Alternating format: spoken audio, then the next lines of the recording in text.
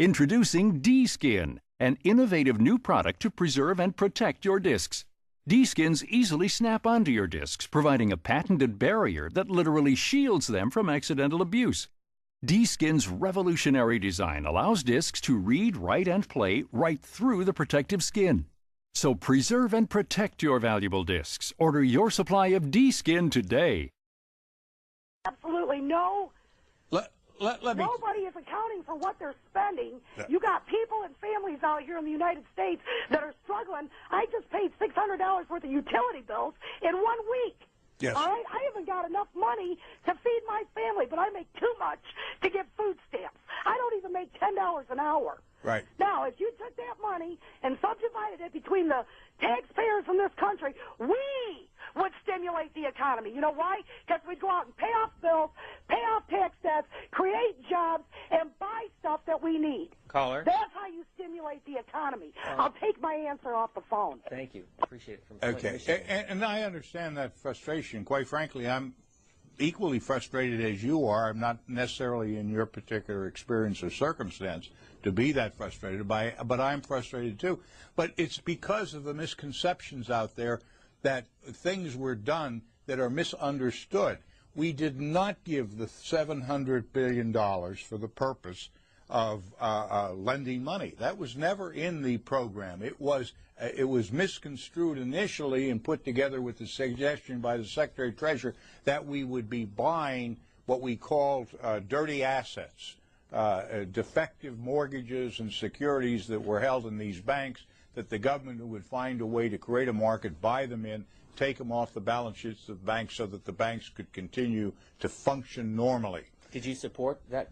I supported that, but also part of the bill, we gave the jurisdiction and authority to the Secretary of Treasury to make investments in banks. He had very wide authority because, quite frankly, we're not the experts on the Hill as to how to solve this problem, and the problem is a multifaceted problem, so we gave great flexibility to the Secretary of Treasury to act. So what would you say, though, then, to somebody who says Paul Kanjorski is supporting Wall Street but not Main Street with this latest $825 billion package now moving through the House? They are right to this extent. Why did we do that? We did that because the Secretary... Look, I was there when the Secretary and the Chairman of the Federal Reserve came those days and talked with members of Congress about what was going on. It was about September 15th. Here's the facts, and we don't even talk about these things. On Thursday at about 11 o'clock in the morning, the Federal Reserve noticed a tremendous drawdown of money market accounts in the United States to the tune of $550 billion was being drawn out in a matter of an hour or two. The Treasury opened up its window to help. They pumped $105 billion in the system and quickly realized that they could not stem the tide. We were having an electronic run on the banks. They decided to close the operation, close down the money accounts, and announce a guarantee of $250,000 per account so there wouldn't be further panic out there. And that's what actually happened. If they had not done that, their estimation was that by 2 o'clock that afternoon, $5.5 trillion would have been drawn out of the money market system of the United States, would have collapsed the entire economy of the United States, and within 24 hours the world economy would have collapsed. Now, we talked at that time about what would happen if that happened. It would have been the end of our economic system and our political system as we know it. And that's why, when they made the point, we've got to act and do things quickly, we did. Now, Secretary Paulson said, let's buy out these subprime mortgages. That's what he came to Congress. But he said, give us latitude and large authority to do many things as we decide necessary, and give us $700 billion to do that. Shortly after we enacted our bill with those very broad powers, the UK came out and said, no, we don't have enough money to buy toxic assets. Instead, we're going to put our money into banks so that their equity grows and they're not bankrupt.